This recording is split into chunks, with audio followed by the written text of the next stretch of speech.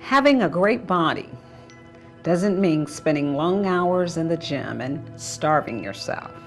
It means finally getting smart about how your body works. In 28 minutes, I am going to show you how to fall in love with your body, one move at a time.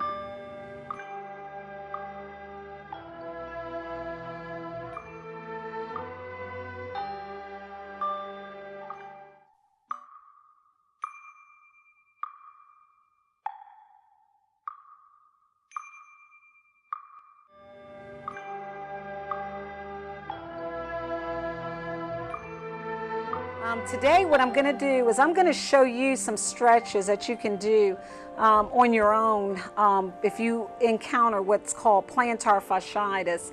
And then of course I'm going to show you some exercises that you can do. And then of course some at the end there I'm going to show you some massage. And you'll hear me talk in the middle about some of the importance and why people have plantar fasciitis. But I've got Jim Weeks with me, and of course you may have seen Jim on my program several times, and he's going to allow me to demo with him because, you know, Jim does complain a lot about his feet when he does come into me. So he's allowing me to demo with him today. So thank you so much, Jim. Basically what I'm going to do is we're going to show you some stretches, okay? So what I'm going to do is ask Jim to turn to the side and then sit up, and we're going to show you some stretches that you can do. So turn over to the side and then come up, sit straight up. There you go. All right, now what Jim is going to do is he's going to keep his legs straight out for us as we demo these different stretches. All right, now when we're working with plantar fasciitis, it's very rare that one part of the body, whatever part that that person is complaining about, it's just really rare that that particular area is the one that's it's affected and they feel it, but it's usually other muscles that are involved. So what I find with plantar fasciitis, which is usually this area here from the right here where the metatarsals start all the way down to the heel, all this part is usually really tender and sensitive. So if you saw Jim kind of wiggle his toes, it's because he does experience some of this plantar fasciitis.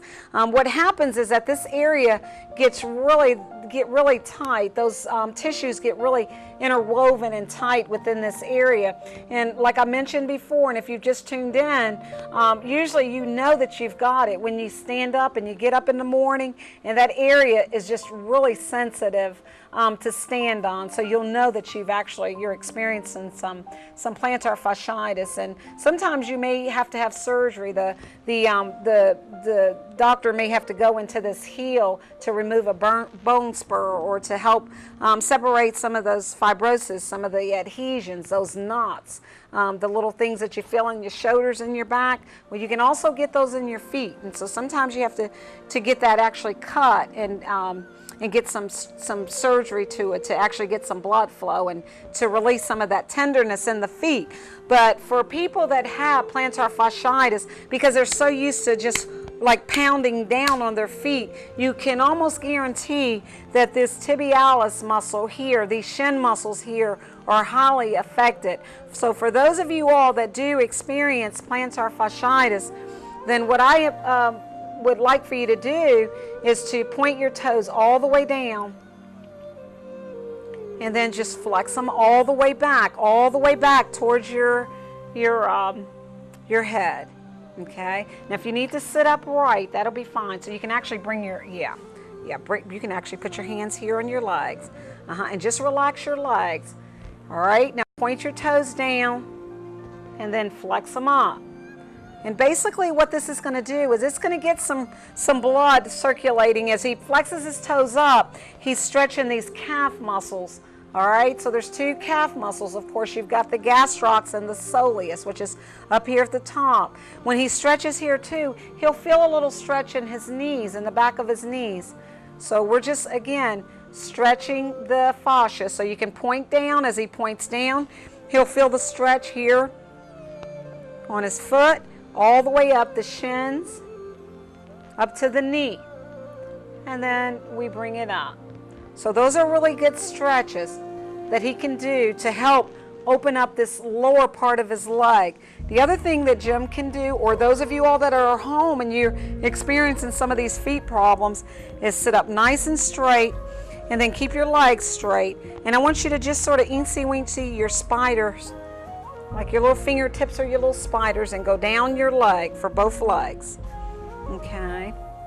And just go as far as you can. And then what you can do is flex your toes back towards your face and then all the way down. And what that does is it helps to loosen up this leg here. Okay? And then this here again, it's going to stretch your shin muscles. It'll stretch your calf muscles. The other thing it's going to do is it's going to help you to get a little bit more range of motion here in your ankle area. So what I want Jim to do now is to come at the edge of the table and just sort of let your feet hang off. Okay? All right, now what you can do is you rotate your feet around, okay? So you want to just circle your toes around. Just circle them around. Okay? Now, just so that you can see it on television, I'm going to have him to come back just a little bit so you can see exactly what we did. All right? And then he's just going to circle his toes around. All the way. You're going all the way around as much as he can. Draw a big circle with your whole foot. Going all the way around. And then go all the way back. Okay? Now, if it's really hard for you to keep your upper body up, then you can let your feet dangle down. Okay? But if it's not, you can just, and then you go in the other direction. And then go back in the other direction. Sort of putting some shock on those muscles because they're not used to doing that.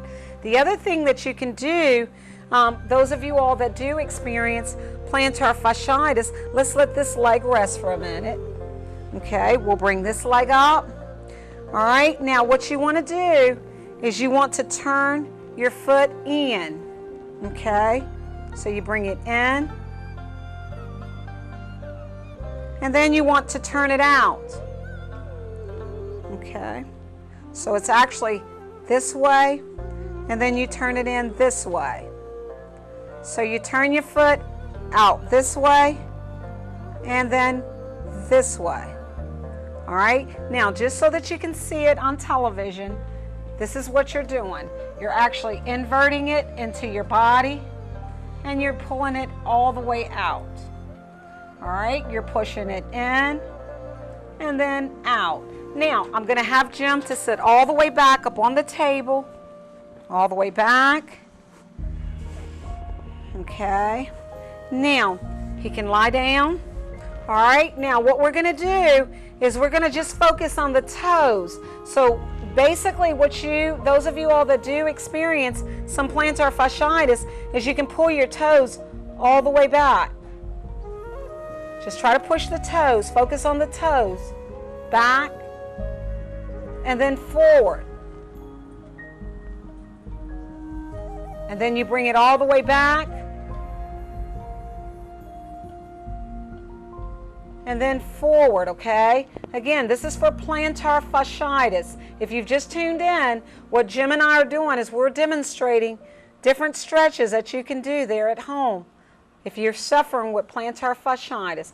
Okay, now I'm going to have Jim to rest for a minute, because if you've got this problem, you know, his legs are pretty fatigued right now, and his feet are pretty fatigued. And just to give you an overview, basically what we've done is we showed you some stretches you can do for the front of the leg, the back of the leg, the ankles, and the feet, and the toes.